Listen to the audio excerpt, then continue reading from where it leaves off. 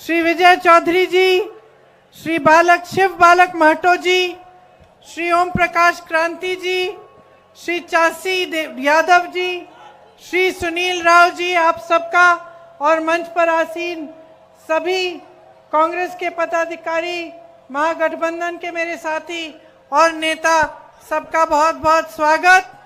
हमारे यहाँ से उम्मीदवार श्री अभिषेक रंजन जी, आपका भी यहाँ स्वागत। आप बैठ जाइए, मैं बुला लूंगी। और मेरे भाई और बहनों, कितने समय से इंतजार कर रहे हो? आज धूप है काफी, तंबू नहीं लगा है ना? कोई बात नहीं, संघर्ष की आदत है। हाँ, मुश्किल झेलने की आदत है। किसने आदत डलवाई? किसने आदत डलवाई? ये जो 20 साल से जो सरकार चल रही है ना बिहार में, उसी ने ये आदत डलवाई है आपको कि आपका जीवन सिर्फ संघर्ष है। आपके जीवन में मुश्किलें बढ़ती चली जा रही हैं। आपके लिए सरकार कुछ करती नहीं है, कोई सहायता नहीं मिलती। ये एक महान धरती है, आपकी महान धरती है। शायद आपको आज के दिन इसका एहसास नहीं होगा, लेकिन हमें एहसास है कि ये जो धरती है, यहीं से हमारी आजादी की लड़ाई शुरू हुई। यही चंपारण की धरती, और इसकी महानता ये है कि आपके पूर्वज जो किसान थे, उन्होंने महात्मा गांधी को प्रेरित किया कि यहां आओ और यहां से एक आंदोलन शुरू करो और इस साम्राज्य को शिकस्त दो। यहां से, चंपारण से। ये है आपकी महानता। और आप इसमें से दो चीजें समझ सकते हो इस बात से। एक, कि आपके पूर्वजों की और आपकी इस धरती की महानता क्या है। सोच लो, उस समय फोन नहीं था, उस समय गाड़ी से नहीं आते थे लोग, उस समय यहां पहुंचना मुश्किल था, यहां की बात वहां तक पहुंचनी मुश्किल थी। फिर भी किसी तरह से यहां के किसानों ने जो आंदोलन किया, वो एक ऐसा आंदोलन किया कि वो आवाज, उनकी आवाज महात्मा गांधी तक पहुंची और महात्मा गांधी यहां आए। तो ये एक चीज समझने लायक है। और दूसरी चीज समझने लायक ये है कि वही महात्मा गांधी थे जिन्होंने इस देश को आजाद किया, जिन्होंने इस देश के लोकतंत्र की नींव डाली, जिन्होंने इस देश की राजनीति की नींव डाली। और वो नींव क्या थी कि कहीं समस्या है, कहीं गरीब किसान आंदोलन कर रहा है, वो जगह हजारों मील दूर है, लेकिन वहां तक पहुंचना नेता का काम है। नेता आया, नेता ने आपकी बात सुनी, आपकी सुनवाई हुई, नेता ने आपके संघर्ष को अपने दिल पे लिया और आपका संघर्ष अपना संघर्ष मानकर उस नेता को शक्ति मिली, उस नेता ने इस देश को आजाद किया। ये हमारी राजनीति की नींव है, ये आधार है इस देश की राजनीति का। ये आधार है जिसके तहत इस देश का हर एक नेता चलना चाहिए। इसका मतलब है जनता सर्वोपरि, सबसे महान जनता है। आपने मकान सिंह का नाम लिया, मुझे हंसी आई। जैसे नाम लिया, मैंने कहा ये तो अजीब नाम है। फिर आपने समझाया कि ये मकान सिंह का नाम मकान सिंह क्यों है।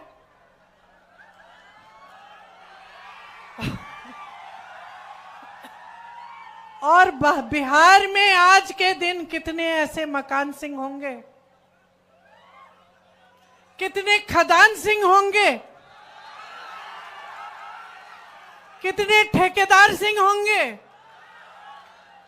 जो आप लूट रहे हैं, जो आपको लूट रहे हैं, जिन्होंने समझा नहीं कि इस देश की राजनीति क्या होनी चाहिए, जिन्होंने समझा नहीं कि महात्मा गांधी किस लिए लड़े, कि हम आजाद किस लिए हुए, इसलिए अपने संविधान के लिए ये लड़ाई लड़ी गई थी। ये लड़ाई वो लड़ाई जिसने आपको अधिकार दिए, शिक्षा का अधिकार, रोजगार का अधिकार, हर तरह का अधिकार, सबसे महत्वपूर्ण वोट का अधिकार आपको मिला। आज वही वोट का अधिकार खतरे में है। आज फिर से हम वही लड़ाई लड़ रहे हैं जो महात्मा गांधी जी लड़ रहे थे। आज एक अंग्रेजी साम्राज्य नहीं है, लेकिन मोदी जी का साम्राज्य है। आज एक ऐसा साम्राज्य है जिसमें अगर आप आवाज उठाते हैं आपको दबाया जाता है। कोई सुनवाई नहीं है इस देश के किसानों की, बिहार के किसानों की। आज किसान खेती से कमा नहीं सकता। आज किसान खेती में दिन रात काम करता है, आंसू बहाता है, पसीना बहाता है, खून बहाता है, लेकिन कमा नहीं पाता है। ये मोदी जी का साम्राज्य है जिसने इतनी महंगी कर दी है, खेती के सारे सामानों को महंगा कर दिया है, इतनी महंगाई कर दी है कि किसानी में, खेती में कुछ नहीं रहा।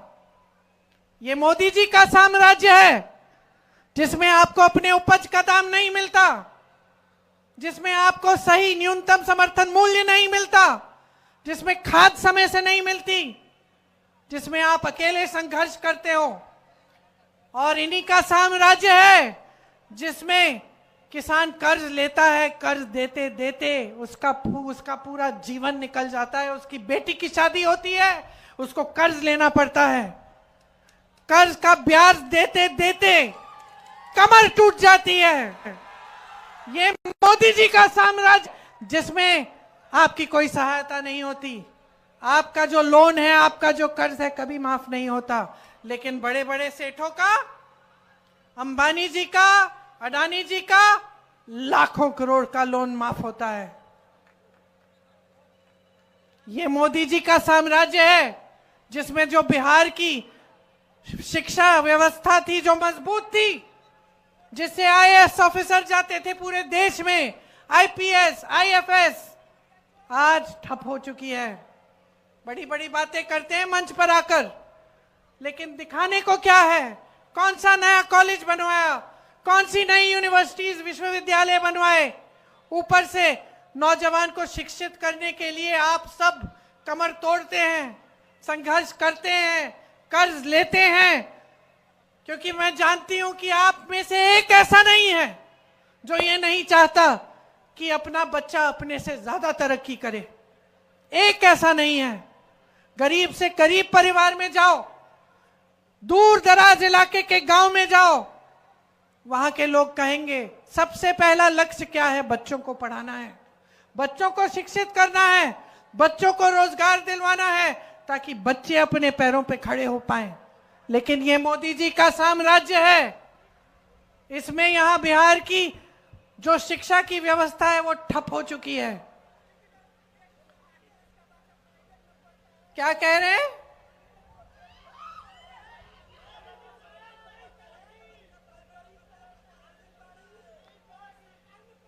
सुन लीजिए क्या कह रहे हैं, सुन लीजिए क्या कह रहे हैं। किस तरह की व्यवस्था हो गई है बिहार की शिक्षा की। ये मैं नहीं कह रही हूं, ये आपकी आवाज है, लेकिन सुनने वाला नहीं है आपकी आवाज को, कोई सुनने वाला नहीं है। एक समय था जब सरकारी रोजगार के लिए लोग तड़पते थे, लोग तड़पते थे कि किसी ना किसी तरह सरकारी नौकरी लग जाए, जीवन भर हम सुरक्षित रहेंगे, हमारा आराम हो जाएगा। आज पूछिए इन कर्मचारियों से, पूछिए इनसे इनके पेंशन का क्या हुआ, कहां गया वो पुराना पेंशन? वो भी बड़े बड़े सेठों के पास मार्केट में लगा दिया गया है, इनको पुराना पेंशन भी नहीं मिलता।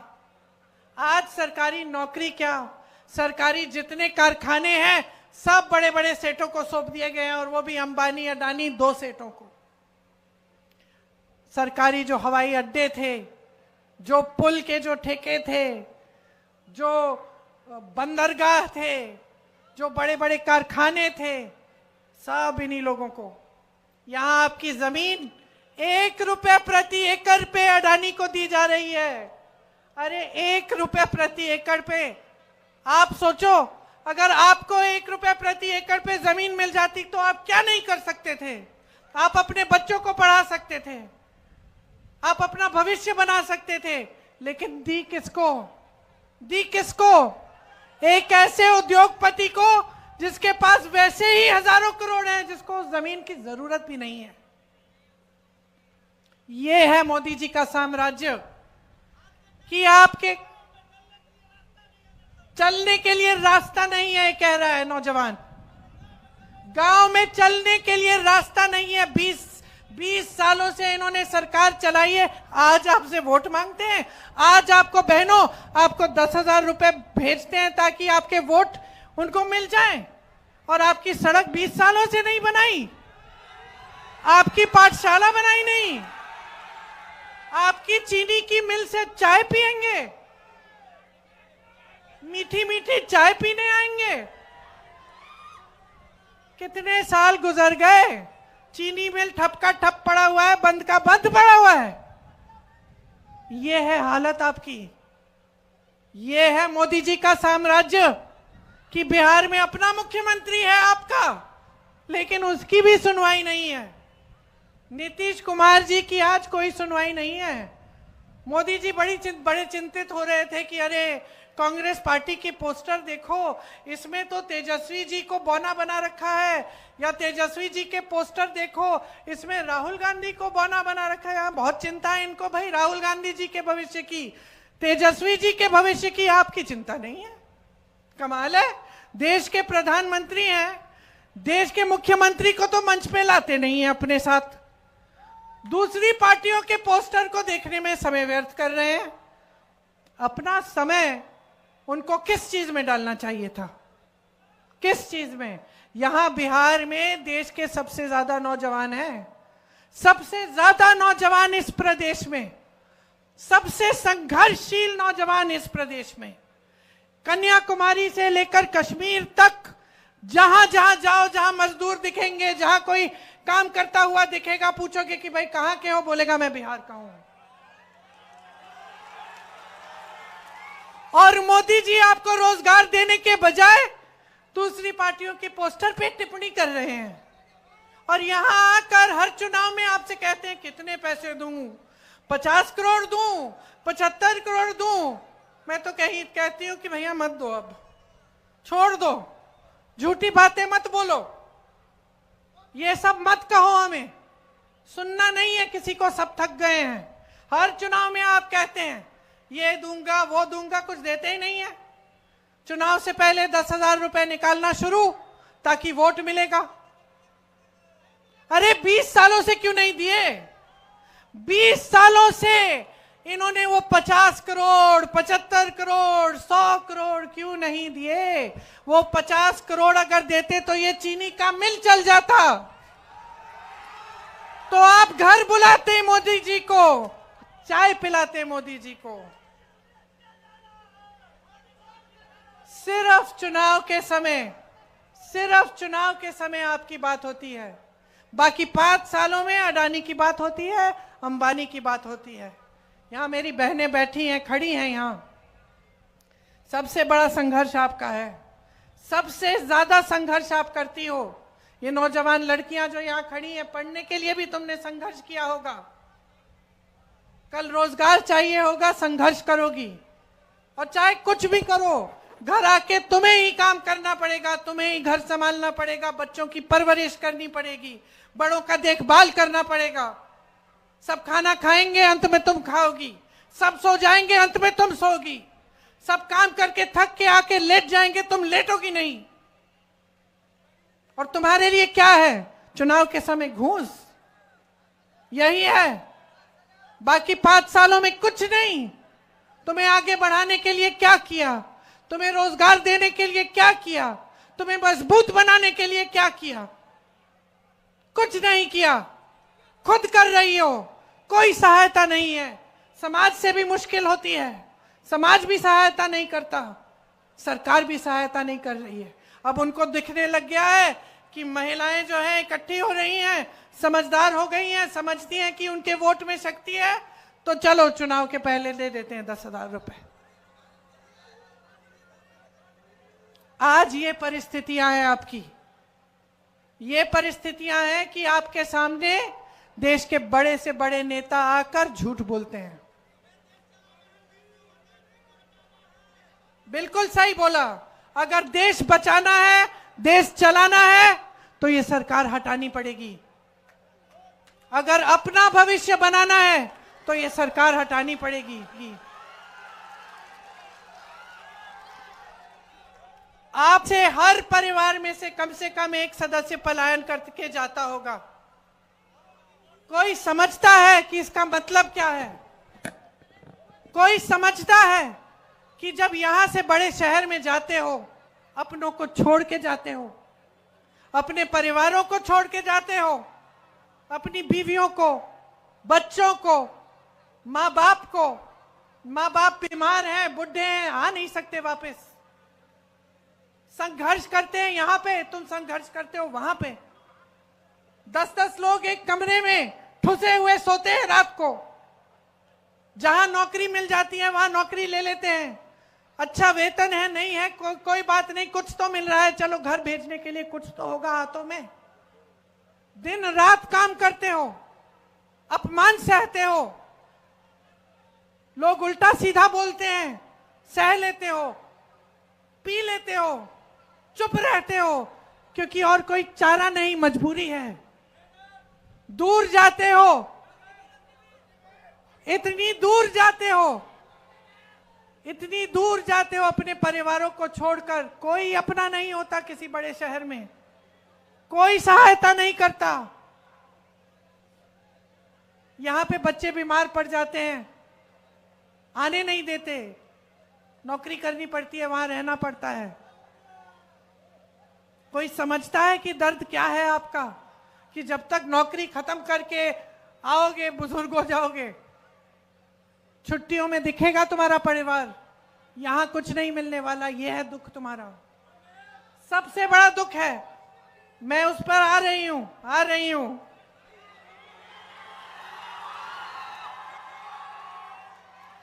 देखो, सुनो, समझो मेरी बात। हाँ, समझो मेरी बात। पहले रोजगार कहां से मिलता था? सबसे पहले सुन लो ध्यान से, सबसे पहले खेती किसानी से मिलता था। खेती करते थे, पैसे कमा लेते थे, खेती में रोजगार भी बन जाता था, मजदूरी भी लग जाती थी। आज उसमें पैसे नहीं रहे, कमाई नहीं रही, मुश्किल ही मुश्किल है, सरकार की मदद नहीं है, तो चलो वहां से रोजगार नहीं मिल रहा है।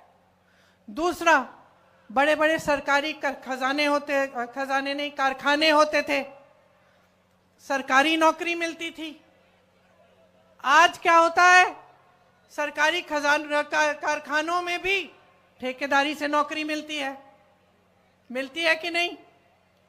और जो बचे थे बड़े बड़े कारखाने, बड़े बड़े उद्योग, वो बड़े बड़े उद्योगपतियों को देकर उनका निजीकरण कर दिया है। तो निजीकरण से ना आरक्षण मिलता है और ना रोजगार मिल रहा है। तो दूसरा जो तरीका था जिससे आपको रोजगार मिलता था, वो भी खत्म। तीसरा, आपको सेना में भर्ती होने से मिलता था, फोर्सेस में मिलता था। मैंने यूपी में काम किया है, यूपी से लगा हुआ है बिहार। सुबह 4 बजे मैं देखती थी गांव में नौजवान दौड़ लगा रहे हैं, इतने बच्चे दौड़ लगा रहे हैं। एक बार 4 बजे थे रात के, सुबह के, और मैंने देखा कि कुछ लड़के एक झुंड बना के दौड़ रहे आ रहे हैं। तो मुझे लगा कि भाई, मुझे तो पुलिस पकड़ रही थी उस समय, क्योंकि मैं प्रदर्शन कर रही थी तो मैं पुलिस से बच के जा रही थी। रास्ते में देखा कि 8-10 लड़के आ रहे हैं, तो मैंने कहा ये क्या कर रहे हैं 4 बजे सुबह? पूछा अपने साथियों से कि क्या कर रहे हैं 4 बजे सुबह ये लोग।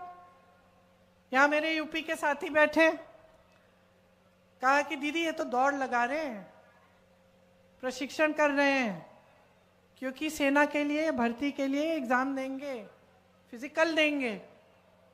फिर मैंने बातचीत की उन बच्चों से और उन्होंने बताया, हाँ तुम जितने थे उनमें से आधे तो बड़े थे, आधे तुम जितने थे, कि चलो 1-2 साल बाद देंगे हम इम्तिहान, फिर भी हम अभी से प्रशिक्षण करते हैं। इतना चाहते थे लोग कि हम सेना में जाएंगे, और उसमें सिर्फ नौकरी की, रोजगार की बात नहीं थी, उसमें देशभक्ति की बात भी है। क्या किया इन्होंने? अग्निवीर ले आए। 4 साल सेना में जाओ, उसके बाद घर बैठो बेरोजगार, ये स्कीम लाए। और जनता को इतना बेवकूफ समझ रखा है कि जब ये स्कीम लाए तो मोदी जी ने इस स्कीम का ऐसा ऐलान किया कि भगवान जाने कौन सी बढ़िया चीज ला रहे हैं आपके लिए। और कर क्या रहे थे? सेना को कमजोर कर रहे थे, आपको कमजोर कर रहे थे। तो समझ लीजिए, जहां जहां से रोजगार मिलता था सब खत्म कर रहे हैं। सब बड़े बड़े उद्योगपतियों के हाथ जा रहा है। शिक्षा के संस्थान बन नहीं रहे हैं, अस्पताल नहीं है ठीक ढंग के इलाज के लिए, प्राइवेट में जाना पड़ता है। प्राइवेट में फीस जानते हैं कितनी है? आप जानते हो, बड़े बड़े नेता जानते हैं कि नहीं मुझे मालूम नहीं, आप जानते हो। क्योंकि जब कोई किसी बड़ी बीमारी से इसका सामना करना पड़ता है, आपको कर्ज लेना पड़ता है। यह है परिस्थिति आज आपकी, इस महान प्रदेश की, जिसने इस देश को बनाया है, जो आज भी इस देश का निर्माण कर रहा है, कन्याकुमारी से लेकर कश्मीर तक। मेरे भाई यहां आए यात्रा करने के लिए वोट चोरी के खिलाफ।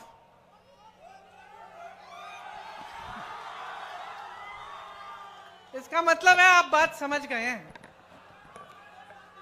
शायद आपने आज भी देखा होगा, आज उन्होंने दिखाया कि जो हरियाणा में चुनाव था किस तरह से उसकी चोरी हुई है, किस तरह से उन्होंने एकदम व्यवस्थित ढंग से वोटों की चोरी की, वोटों को काटा, वोटों को जोड़ा ताकि फिर से उनकी सरकार बने। बिहार में उन्होंने 65 लाख वोट काटे हैं। इसका मतलब है 65 लाख बिहारियों के इन्होंने अधिकार काट दिए, रद्द कर दिए। कल को आपको कोई स्कीम, सरकारी पैसे मिलने हैं तो भूल जाइए, आपका तो नाम ही नहीं है, काट दिया गया है। और इसलिए काट दिया गया है क्योंकि जान रहे हैं कि बिहार की जनता ऊब चुकी है, थक चुकी है इनके झूठों से। बिहार की जनता बदलाव चाहती है, बिहार की जनता एक नई सरकार चाहती है, बिहार की जनता अपना पुराना गर्व चाहती है, अपना रोजगार अपनी धरती पे चाहती है, अपने जो नौजवान को अपने बिहार में सशक्त करना चाहती है। महागठबंधन है हमारा, हमने आपके लिए सोचा है। हम चाहते हैं कि हमारी बहनें मजबूत बने। मुझे मालूम है कि आपको 10,000 रुपए दिए जा रहे हैं अभी चुनाव के पहले। इनकी बातों में मत पड़ो, समझदार हो, पैसे ले लो, कुछ अच्छा करो, उससे बचा लो, लेकिन वोट मत दो अपना, मत दो अपना वोट। अपना वोट तुम इन बच्चों के लिए दो, इन बच्चों के लिए जो दो, कि अगर महागठबंधन की सरकार आएगी इन बच्चों का भविष्य बनेगा। हम हर गरीब महिला को हम 2500 रुपए हर महीने देंगे। हम हर गरीब परिवार को एक मकान और उसके साथ अज्ञातो मकान मिलेगा या 3 से 5 डिसमिल जमीन मिलेगी। जो जमीन मिलेगी वो महिलाओं के नाम होगी, आपके नाम होगी। हम समझते हैं कि देश का पैसा आपका पैसा है, आपके हाथों में वापस जाना चाहिए। महिलाओं के लिए कॉलेज बनवाएंगे, अच्छी शिक्षा की व्यवस्था कराएंगे। और मैंने इलाज की बात की, 25 लाख रुपए तक आपका इलाज मुफ्त में होगा। किसी को भी कोई भी बीमारी हो, चाहे कैंसर हो, चाहे हार्ट की बीमारी हो, चाहे लीवर की बीमारी हो, चाहे फेफड़े की बीमारी हो, 25 लाख तक आपका इलाज मुफ्त में होगा। ये काम हमने किया है। जहां कांग्रेस की सरकारें हैं वहां पे महिलाओं को हर महीने पैसे मिल रहे हैं। जहां कांग्रेस की सरकारें हैं वहां कर्ज माफ हुए हैं किसानों के। जहां कांग्रेस की सरकारें हैं वहां पे, जहां राजस्थान में सरकार थी वहां पे 25 लाख का इलाज मुफ्त में हुआ। मैं खुद मिली ऐसे लोगों से जिनके आंखों में आंसू थे। मुझे बताया कि हमारा हार्ट का पूरा ऑपरेशन मुफ्त में हुआ है, हमें एक पैसा नहीं देना पड़ा। यही हम आपके लिए करना चाहते हैं। यहाँ की जीविका दीदियां हैं, उनको 30,000 रुपए प्रति माह हम दिलवाएंगे और पक्की नौकरी मिलेगी आपको। हम हर अनुमंडल में महिला कॉलेज की स्थापना करेंगे।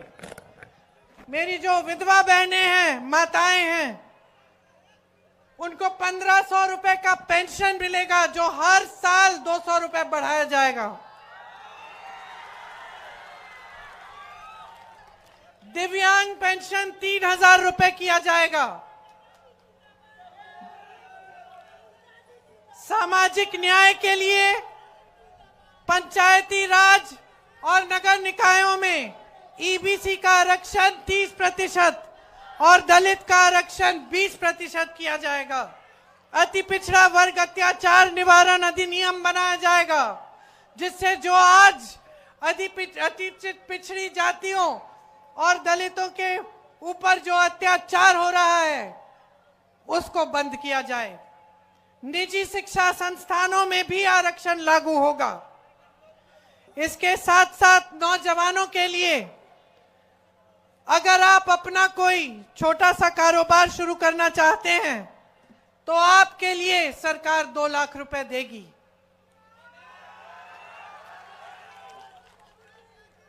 जो आज आप पेपर लीक की समस्या से जूझ रहे हो, सुनिए, जो पेपर लीक की ये समस्या है ना, बार बार आप पेपर दे रहे हो, बार बार पेपर लीक हो रहा है, बार बार आपको समय व्यर्थ करना पड़ता है। सुनिए, ये समस्या जो है, इसके समाधान के लिए हम ऐसा नियम लाएंगे। सुन लो बेटा, सुनो, हम ऐसा नियम लाएंगे कि एक जॉब कैलेंडर बनेगा। एक जॉब कैलेंडर बनेगा जिसमें पेपर का डेट, रिजल्ट का डेट, नियुक्तियों का डेट पहले से तय होगा। किसी ने उसमें फेरबदल करने की कोशिश की तो उस पर सख्त कार्रवाई होगी। आप पेपर देने जाओगे तो आपकी जो फीस है वो रद्द की जाएंगी। आप पेपर देने के केंद्र में जाएंगे तो जाने आने जाने की जो जो आपको लगेगा किराया, वो आपको दिया जाएगा, मुफ्त में होगा।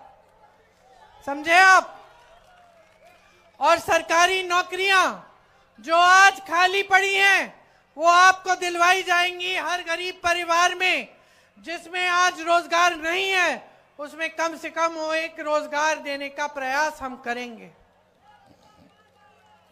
जो सिलेंडर बहने आप इतना महंगा खरीद रही हो, उसको हम 500 रुपए का करेंगे। और हमने जहां जहां सरकार है वहां सिलेंडर का दाम हमने घटाया है। मैंने सरकारी कर्मचारियों की बात की, आपको पुराना पेंशन मिलेगा अगर हमारी सरकार आएगी बिहार में। मनरेगा में 300 रुपए प्रतिदिन मजदूरी मिलेगी और काम के दिन दोगुने किए जाएंगे। मेरे किसान भाई सुन लें, 200 यूनिट बिजली आपको मुफ्त मिलेगी। हर विधानसभा में स्थानीय रोजगार को बढ़ावा देने के लिए अलग से 10 करोड़ रुपए भेजे जाएंगे और संविदा कर्मियों और आउटसोर्सिंग पर कार्यरत कर्मचारियों को स्थायी बनाया जाएगा। हम ये सब करना चाहते हैं आपके लिए और सिर्फ कह नहीं रहे हैं। आप देखिए जहां हमारी सरकारें हैं कितना काम हो रहा है, किस तरह से जो पैसे जनता के हैं वो वापस जनता के जेब में डाले जा रहे हैं। देखिए, समय आ गया है बदलाव के लिए। आपकी आंखों के सामने सब कुछ है, सच्चाई है। कोई दिल्ली से बड़ा नेता मेरी तरह आ रहा है, आपको समझा रहा है, इसकी जरूरत नहीं है। आप जी रहे हो, आप देख रहे हो। आप सुबह उठते हो, घबराहट होती है कि आज क्या होगा, आज कमा पाएंगे कि नहीं पाएंगे। कोई नई समस्या उठती है, उसका सामना करना पड़ेगा। बदलाव का समय आ गया है, अपने भविष्य को बनाने का समय आ गया है। मन बना लो मेरे भाइयों और बहनों।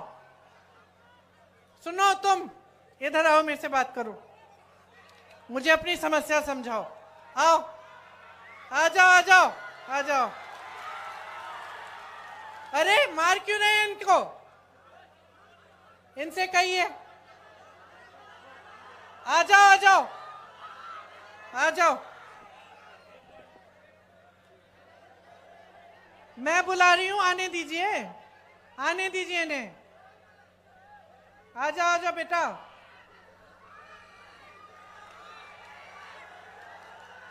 आ जाओ, शाबाश। आओ, ऊपर आओ। उसको पकड़ो मत। अरे कुछ नहीं, आने। इधर आओ। नाम क्या है तुम्हारे? आसिफ खान। ये देखो, ये है आसिफ, ये बिहार का नौजवान है। लड़ लड़ के वहां से आया मुझे अपनी समस्या बताने के लिए। ये है बिहार का नौजवान जो अपने अस्तित्व को समझता है, अपने अधिकारों को समझता है, जो लड़ता है अपने अधिकारों के लिए, जो समझ रहा है कि इसके साथ क्या हो रहा है आज। तो मैं कहना चाहती हूं, मेरे भाषण के बाद तो मुझे समझा लेना बात। मैं कहना चाहती हूं कि आप में जोश है, आप में काबिलियत है, आप में इस देश के सबसे ज्यादा नौजवान बिहार में हैं। आप में गर्व है अपनी धरती पे। अपनी जगह समझो इस देश में क्या है। आप आगे होने चाहिए। आप सर्वोपरि हैं। आप इस देश की जनता हैं, इस देश की शक्ति हैं, इस देश का लोकतंत्र हो तुम। समझ लो, आंखें खोलो और अपना भविष्य बदलो। महागठबंधन के एक एक उम्मीदवार को भारी से भारी बहुमत से जिताओ, ताकि आपका भविष्य बदले, ताकि आपकी जमीन फिर से खुशहाल हो, ताकि आपको रोजगार यहीं बिहार में मिले, ताकि आपके नौजवान खुश हों, उनमें आत्मविश्वास हो, आपके लिए कमा पाएं और इस बिहार को एक बार फिर बुलंद बना पाएं। एक बार मेरे साथ जोर से बोलिए, बिहार की धरती की, और जोर से, बिहार की धरती की जय, बिहार की धरती की जय। जय हिंद।